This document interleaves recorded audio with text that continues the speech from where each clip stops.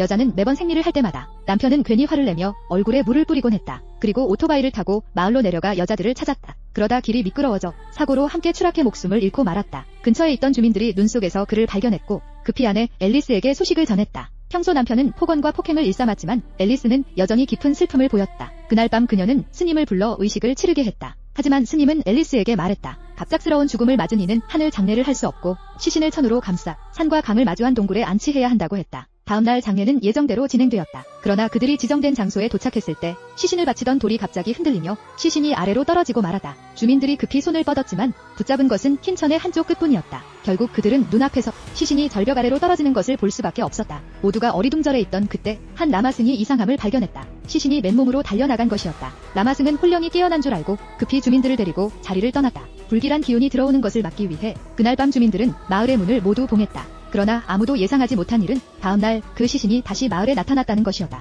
여경은 이 사건이 수상하다고 생각했다. 그래서 사람들을 데리고 시신이 떨어진 곳으로 갔다. 그곳에서 옷 한 벌을 발견했다. 하지만 전날 장례 때 시신은 맨몸이었다. 그렇다면 이 옷은 누구의 것일까? 돌아오는 길에 주민들은 범인이 데이비드일 수 있다고 했다. 알고 보니 데이비드는 앨리스의 옛 연인이었다. 하지만 앨리스의 아버지가 혼수 때문에 그녀를 현재의 남편에게 시집 보냈다. 앨리스가 결혼한 뒤로는 두 사람이 마주칠 때마다 다툼이 일어났고 그래서 남편의 죽음이 데이비드와 관련이 있을지도 모른다고 했다. 그러나 이는 어디까지나 추측일 뿐 확실한 증거는 없었다. 며칠 뒤 여경은 옷의 주인을 찾아냈고 주민들의 물음 끝에 한 청년이 결국 진실을 털어놓았다. 그날 그는 산 아래서 소를 돌보던 중 그만 강에 빠지고 말았다. 옷이 모두 젖어버려 말리려다 보니 그 순간 위에서 맨몸의 시신이 떨어진 것이다. 청년은 너무 놀라 옷도 챙기지 못한 채 마을로 달려갔다. 모두는 이제 진실이 드러날 거라 생각했지만 청년은 또 다른 말을 꺼냈다. 떨어진 시신은 앨리스의 남편이 아니라 마을장이었다는 것이었다. 모두가 그 말을 듣고 얼어붙었다. 진실을 확인하기 위해 여경은 사람들과 다시 현장으로 갔다. 그리고 그곳에서 실제로 마을장의 시신을 발견했다. 하지만 분명히 묻힌 것은 앨리스의 남편이었다.